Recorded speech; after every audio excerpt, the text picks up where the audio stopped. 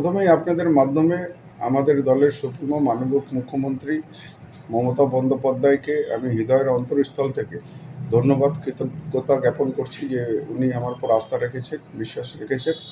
আর নিশ্চিত আমি রায়গঞ্জবাসীর স্বার্থেও বলতে চাই যে ৩ বছরের আমি বিধায়ক ছিলাম। রায়গঞ্জের যেটা দাবি ছিল, তার ৮০% আমি কাজ করতে পেরেছি। কিছু কাজ পেন্ডিং রয়েছে। আশা করব রায়গঞ্জবাসী এবার আমাকে সুযোগ করে দিবেন, সেই সব কাজ পূরণ করার জন্য। আমাদের মামাটি মানুষের সরকার যেই হিসাবে বাংলা জুড়ে উন্নয়নের বন্যা বইয়ে দিয়েছেন মানবিক মুখ্যমন্ত্রী, ৭৪টা প্রকল্প সাধারণ মানুষকে উপহার দিয়েছেন, তাতে সাধারণ মানুষ সরাসরি উপকৃত হচ্ছে। এবার রায়গঞ্জবাসীও উন্নয়নের নিরিখে, উন্নয়নের স্বার্থে যাতে ওনাদের এলাকার সার্বিক উন্নয়ন হয়, সেই জন্য আমাদের সরকারের উপর আস্থা রাখবেন, তৃণমূল কংগ্রেসের উপর আস্থা রাখবেন। উন্নয়নের স্বার্থে এবার রায়গঞ্জবাসী আমাকে নির্বাচিত করবেন, এই আশা রাখছি। লোকসভা ভোটের যে ফলাফল, তার নিরিখে যে আপনার দলগতভাবে যে কিছু অ্যাসেসমেন্ট, কিছু পরিবর্তন বা কোথাও সংশোধন, সেগুলো কি আপনি করবেন? না, শুনুন, এটা লোকসভা একটা আলাদা মেরুকরণে ভোট হয়, বিধানসভা আলাদাভাবে ভোট হয়। এটা একজন আমাদের দলের মধ্যে কোনো একজন ব্যক্তি আলোচনা পর্যালোচনা করে না, সেটা দল করে।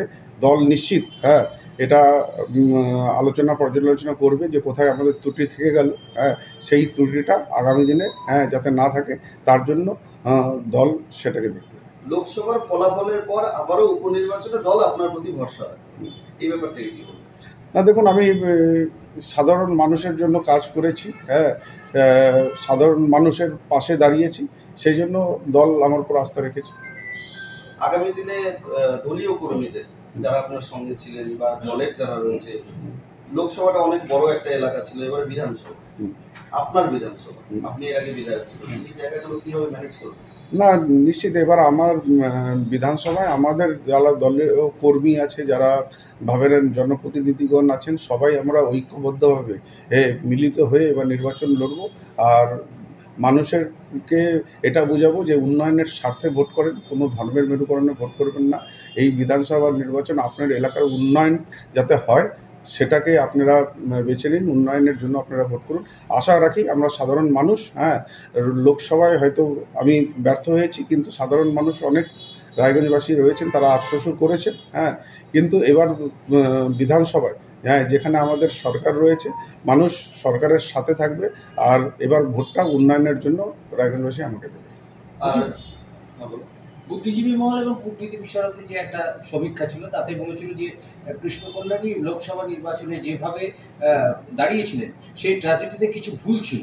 এবার কি সেই বিধানসভায় সেগুলোই চলবে, না সেটা পরিবর্তন? না, নিশ্চিত মানুষ ভুল করে, ঠেকে শেখে। তো যেই আমার কিছু শুভচিন্তক আছেন, তারা আমাকে নিশ্চিত গাইড করবেন। আর আমি আমাদের দলের যারা নেতৃত্ববৃন্দ রয়েছে, তাদের সাথে নিশ্চিত আলোচনা করে নিজেদের রণনীতি তয় করব।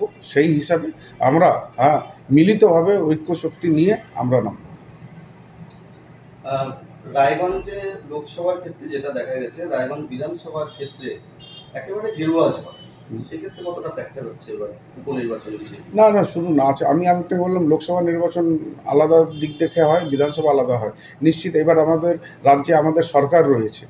আজকে এখান থেকে আজকে এখানের থেকে যদি তৃণমূল কংগ্রেস জয়ী হয়, তাহলে সে সরকার দলে সামিল হবে, আর এখানে উন্নয়ন হবে। আর যদি এখানে বিজেপি যদি জেতে, তাহলে তো তারা সরকারে সামিল হতে পারবে না, তারা বিরোধী দলে হবে। এবার নিশ্চিত এই কথাটা রায়গঞ্জবাসী মনে করবেন।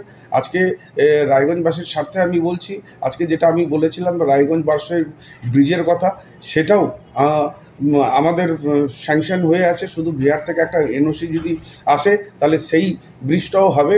আর সেই ব্রিজটা যদি হয়ে যায়, তাহলে রায়গঞ্জবাসীর অর্থনৈতিক দিক থেকে অনেকটা লাভবান হবে, ছোট বড় দোকানদার অনেক উপকৃত হবে। আর তার উন্নয়নটা এবার রায়গঞ্জবাসী দেখবে, এই আশা রাখছি আমি। প্রচার কবে থেকে শুরু করবে? আজকে বিয়ে হয়ে গেল, এখন আমার দলের যারা কর্মীরা আছেন, নেতারা আছেন, তাদের সাথে কথা বলে একটা রণনীতি তয় করে কাল সকাল থেকে প্রচারণা। রায়গঞ্জ পৌরসভার কোঅর্ডিনেটরদের অধিকাংশে তাদের মধ্যে একটা ক্ষোভ ছিল, বিশেষ করে প্রার্থীকে নিয়ে, মানে আপনি যখন প্রার্থী ছিলেন আপনার কারণেই হার হয়েছে, এমন তারা শোরগোল তুলেছিলেন। সেই ঘাগুলো কি মলম দেওয়া যাবে? না না, আমাদের কেউ কাউকে দোষারোপ করেনি। হ্যাঁ, আজকে আমি আগেই বললাম যে কোনো একটা ব্যক্তি তয় করে না যে কি দোষ হয়েছে। আমাদের দল দেখবে, দলের ফ্যাক্ট ফাইন্ডিং টিম রয়েছে। হ্যাঁ, সেই টিম আসে, আলোচনা পর্যালোচনা করে কোথায় ত্রুটি রয়েছে সেটা দেখবে। আমরা কাউকে দোষারোপ করি না। আমরা একসাথে ঐক্য শক্তি নিয়েই এবার নির্বাচন লড়বো, এটাই আমার বিশ্বাস রয়েছে।